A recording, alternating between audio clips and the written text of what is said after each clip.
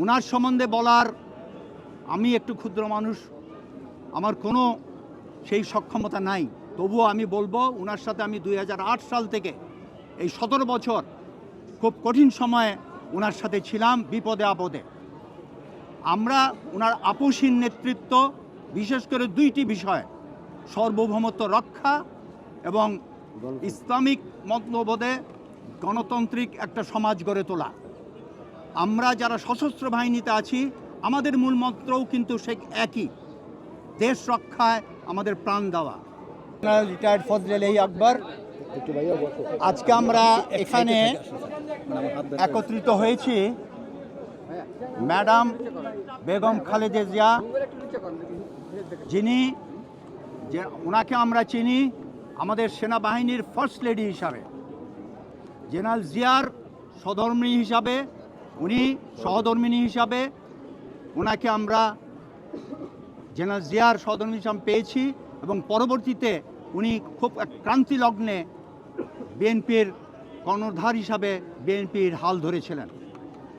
ওনার সম্বন্ধে বলার আমি একটু ক্ষুদ্র মানুষ, আমার কোনো সেই সক্ষমতা নাই। তবুও আমি বলবো, ওনার সাথে আমি 2008 সাল থেকে এই 17 বছর খুব কঠিন সময়ে ওনার সাথে ছিলাম, বিপদে আপদে। আমরা ওনার আপোষহীন নেতৃত্ব, বিশেষ করে দুইটি বিষয়, সার্বভৌমত্ব রক্ষা এবং ইসলামিক মতলবোধে গণতান্ত্রিক একটা সমাজ গড়ে তোলা। আমরা যারা সশস্ত্র বাহিনীতে আছি, আমাদের মূল মন্ত্রও কিন্তু সে একই, দেশ রক্ষায় আমাদের প্রাণ দেওয়া। ওনার কাছে আমরা যেই প্রেরণা পেয়েছি, যেই সাহস পেয়েছি, সেই সাহস নিয়েই আমরা বলতে চাই, আমরা এখানে যারা সশস্ত্র বাহিনীর রিটায়ার্ড অফিসার আছি, এখন বর্তমান চেয়ারম্যান তারেক রহমানকে আমরা সেই কার্যক্রমে আমরা ওনাকে সহায়তা করতে চাই দেশ গড়ার। ইনশাল্লাহ আপনাদের সবার দোয়ায়, আমাদের সবার প্রচেষ্টায় আমরা নতুন বাংলাদেশ গড়ব। বাংলাদেশ ফার্স্ট, সবার আগে বাংলাদেশ, এবং সবার আগে আমাদের এই ম্যাপ এবং পতাকাকে সুরক্ষার দায়িত্বে আমরা সবাই নিয়োজিত ইনশাল্লাহ। আজকে এই মুহূর্তে আমরা বেগম খালেদা জিয়া এবং জেনারেল জিয়া দুইজনের কবরে আমরা আজকে মোনাজাত করতে এসেছি।